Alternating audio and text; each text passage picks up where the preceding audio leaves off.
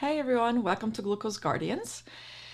Normally we do this with my husband Marcin, but today I am driving this solo.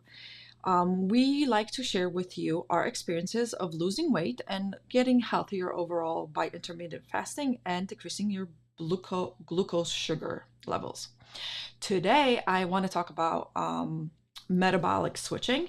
So basically that is the the body ability to be able to switch from burning sugar or fat for energy. It's some of us that happens naturally. Some of us it doesn't because of all the things that we've done in the previous years.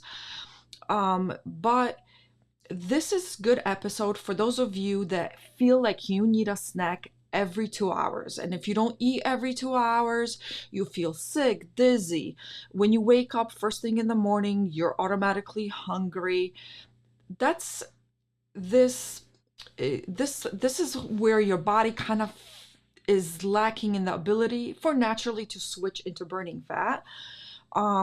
So your body should be able not to eat for 5 6 hours between meals if you eat the right thing, and of course if you teach your body to switch back and forth. This will improve your energy levels, it helps with weight management and overall feeling healthier. Today I just want to be able to share with you the these sources of energy, basically tell you what they are and help you out in this ability to be able to switch from sugar to fat and not only rely on food. So let's start with just understanding what is metabolic flexibility. It is basically the ability for your body to adapt its fuel sources. So it looks at what is available. When we have sugar in the body will burn sugar or the carbohydrates that you ate. But it then should also, once it uses up all the carbohydrates and sugar, it should be able to burn fat. You can think about this as a car with a dual motor engine where it has the electrical engine as well as the regular engine. And it goes first on the electricity, and then once the electricity runs out, it then goes for the regular motor. Your body naturally should do the same thing. It should use up all this energy.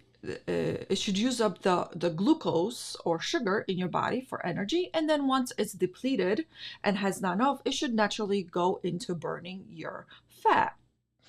It is crucial for our bodies to do this because it helps in maintaining energy balance, it supports our weight loss, it enhances physical performance.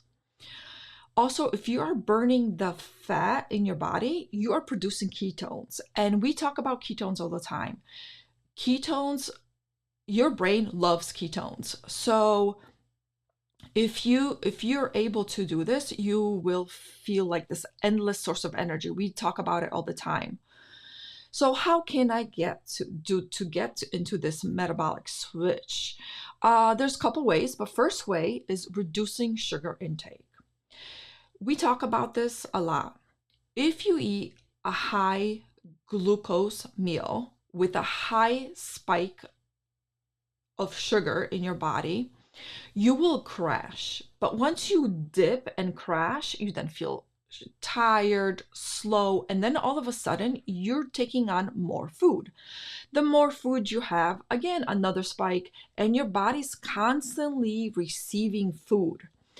So it doesn't have to switch into burning fat because it has plenty of sugar for this energy that it needs.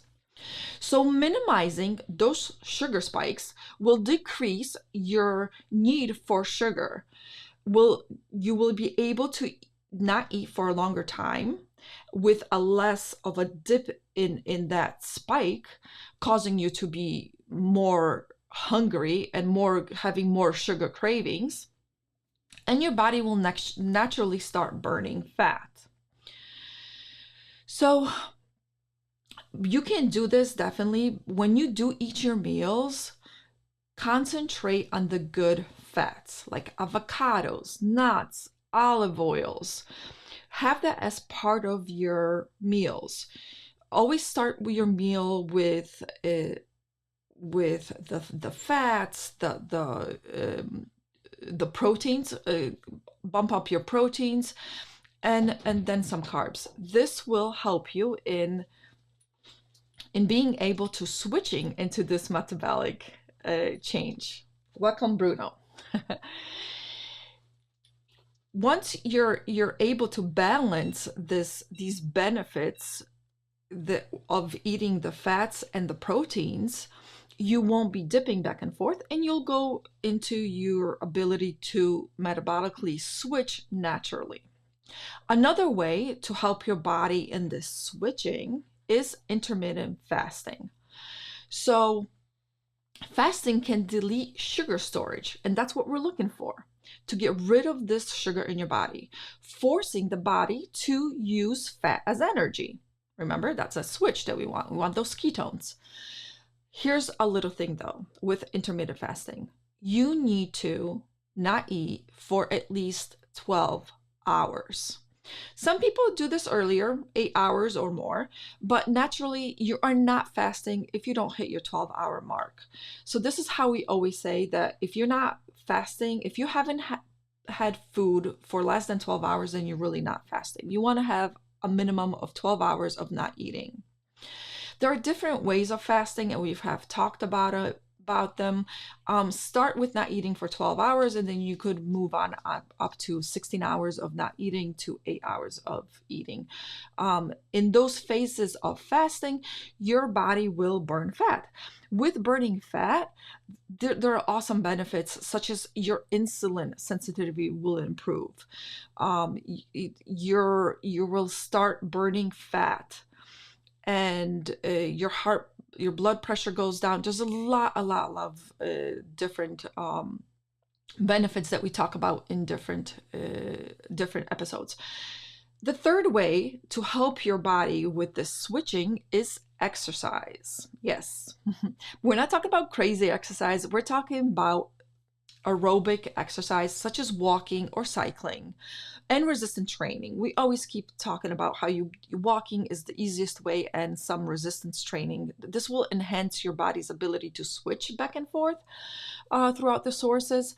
So if you choose to exercise while you're in your fasting window, remember that 12 hours of not eating, your body, your muscles that you need to do your walking or your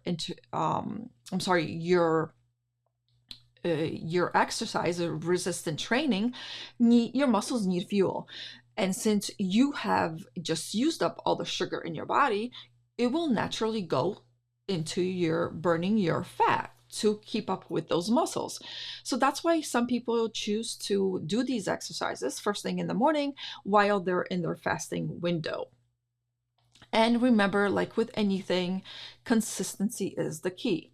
The more you decrease your sugars that you're eating, the more you lengthen your window of not eating, your fasting, and the more you consistently exercise, the better your body will know how to switch into fat burning. And I understand there's lots of you that have a hard time with it. I was one of these people that had a hard time, that if I wouldn't eat right away, or if I woke up always hungry, I would feel nauseous, sick if I wouldn't eat right away. I learned this over time. First thing was better meal planning. I made sure that in my first week I was putting in very nutritious dense food. What does that mean? That means that I was putting in those good fats into all my meals. That means that I was eating more protein, and also supplementing with good carbohydrates such as veggies. And I eliminated all the processed foods. If I wanted anything sweet, I went for dark chocolate, 90%. I went for the nut butters, and I went for the berries that naturally your body naturally knows what to do with. So I do recommend that you guys track all this. You will see the difference. Make yourself a plan. First week, I'll get rid of this. Second week, I'll do this. Implement, let's say, my first week will be concentrating on decreasing your sugar levels. Second week will be concentrating on your length period of fasting. And the third will be exercise. And track this. Track this by how you feel. You can track it by your scale, because your scale will see the difference. And you can also track it by just measuring yourself, and set a goal. So always set a goal for yourself, because it makes things a little bit easier. In that time that you're doing this, you might have you might feel slower. You might feel temporary headaches sometimes. Your body needs to adapt to burning fat, and your brain is going to scream at you to get food. So you got to also, your brain is like a muscle. You have to teach it now to say, no, I'm not feeding you. Go for that fat and feed off ketones. And once it does that, and it learns to do that naturally, and it's going to be happening faster. So bear with your body. Listen to your body. If you have a headache, if you're a little bit slower, if you're more hungry, see how much you can push a little bit. What helps me with the cravings, and I would get headaches, is making sure that my meals are fat and protein dense. So more fat and more protein. And I always make sure that I have my 3 liters of water, but not only water, water with electrolytes. You want to add those natural salts into your water. This will help with the headache or even feeling hungry. And vinegar. Vinegar also helps you in maintaining your hunger. So those are some of the little tricks that you can do. So remember, what we talked about here is the importance of your body being able to naturally switch from burning sugar, this is all the food that you feed it, to burning fat. Some of us, it doesn't come that easy, or we have to train our body to do this. And you can do this by decreasing the sugars that you eat, by increasing the time of not eating, as well as your exercise. Once you get your body into this natural shift from using sugar as energy, or using fat as energy, you will definitely feel the energy of the switch of burning fat. I feel it all the time. After 36 hours of not eating, I feel energized and ready to go. But it did take me a month or so to get to the point, and it's okay. Do it. I recommend you guys trying this out. If you have tried it or are willing to try, please let me know. Leave a comment. If you have any questions, also leave a comment. I know Marcin usually slows me down in my explanations of things, or as questions. So this may be too much information, or the information is a little bit confusing. I apologize, but let me know. So this way, when I do an episode by myself, I can better serve you guys and give you the information that I have. So take care, fast on, my friends, and have a great rest of the week. Goodbye.